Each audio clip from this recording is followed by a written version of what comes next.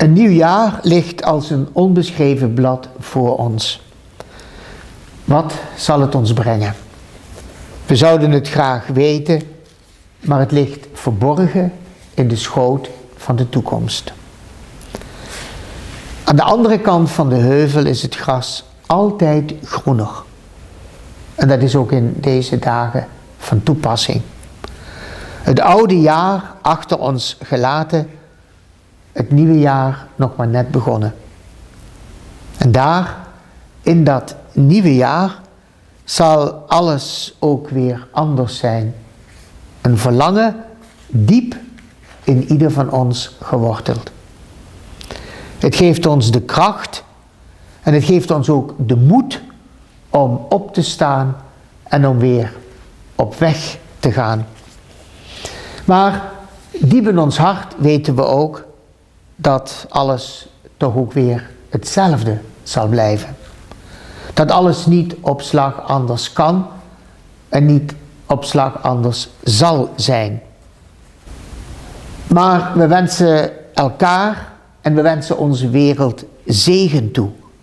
Een zalig nieuwjaar met alles wat wenselijk is.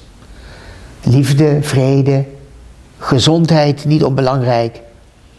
En zo hebben we de eerste stappen in het nieuwe jaar gezet.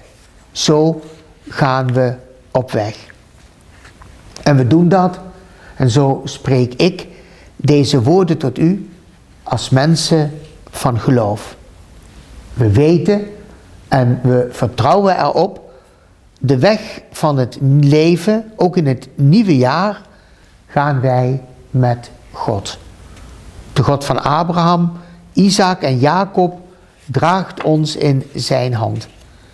En Jezus, in wie God zichtbaar werd als nooit tevoren, loopt met ons de weg van ons leven.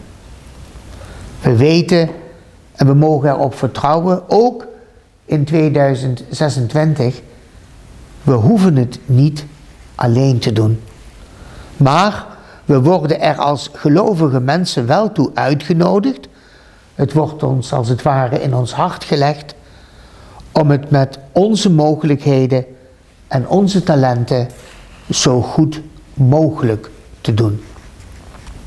En altijd ligt er de opdracht precies dat op het spoor te komen. Wat kan ik? En wat vraagt God van mij?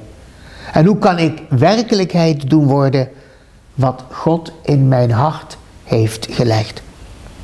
Beste mensen, leven als een gelovige mens, leven met en vanuit God is absoluut geen gemakkelijke weg. Geen weg die je zomaar eens even achterover laat leunen. Maar het is wel een weg die je met vertrouwen mag gaan.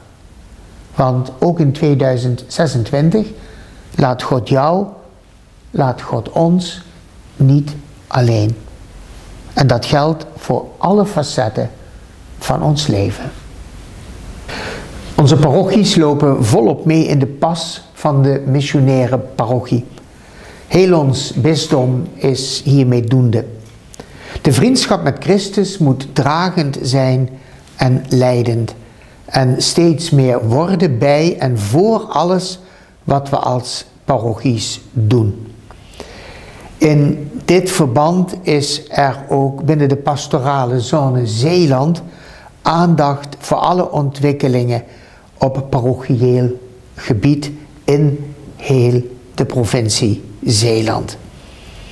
Inmiddels hebben wij alweer ruim een jaar geleden de stap gezet naar het vieren van de zondag in onze 3 parochiekerken.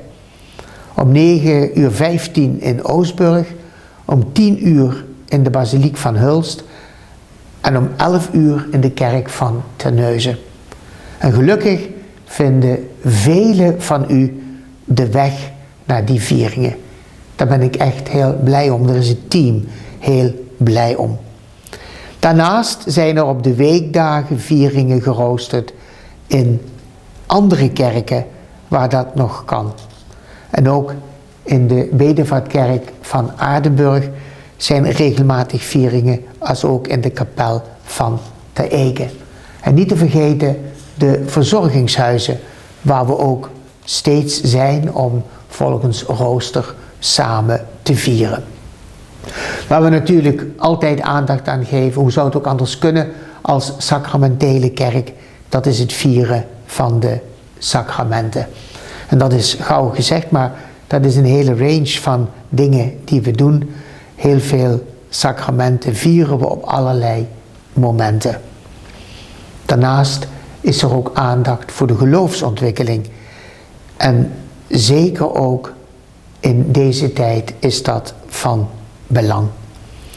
De diaconie en de caritas krijgen eveneens goede aandacht.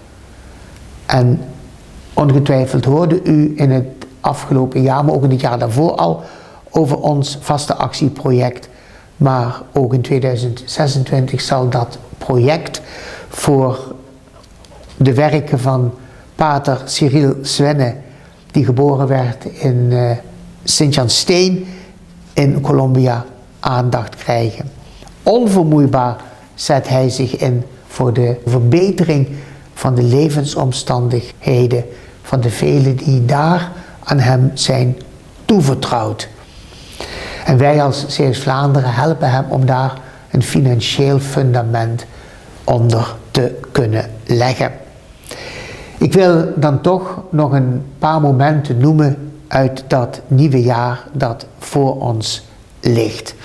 Op 13 januari start in het parochiecentrum van Hulst de nieuwe Alpha-cyclus. 10 bijeenkomsten waar mensen welkom zijn om te spreken over de verdieping, de versteviging van hun geloof.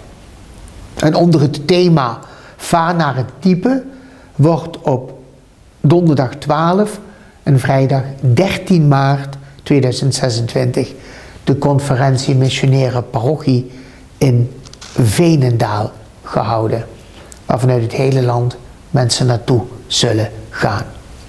Op 5 april vieren we Pasen en dat doen we natuurlijk in onze 3 parochies. En daaraan vooraf gaat het Paastriduum en vanaf Aswoensdag de 40 dagen tijd. Op 27 september 2026 mag er weer vanuit de basiliek de viering plaatsvinden. Die wordt uitgezonden door KRO en CRV voor Nederland en Vlaanderen. Op 27 september om 10 uur. En u weet het, u bent daar hartelijk welkom. Want een volle kerk doet ons deugd, maar doet ook de kijker in Nederland deugd. Natuurlijk gebeurt er veel meer in de verschillende parochiekernen in de parochie. En ik kan alleen maar zeggen, volg de website van onze parochies. Abonneer u op de digitale nieuwsbrief. Eventjes een berichtje en u krijgt die nieuwsbrief in de verschillende parochies wekelijks, in ieder geval toch met grote regelmaat, toegestuurd. Er zijn, beste mensen, vele mogelijkheden om u met de parochie te verbinden. Neem hiertoe, kan ik u alleen maar aanraden, zelf het initiatief. En met de woorden van zegen uit het boek Numeri wil ik dit verhaal aan het begin van het nieuwe jaar afsluiten. Mogen de Heer u zegenen en u behoeden. Mogen de Heer zijn gelaat over u doen lichten en u genadig zijn. Mogen de Heer zijn gelaat naar u keren en u vrede schenken. In die zin, vrede en alle goeds.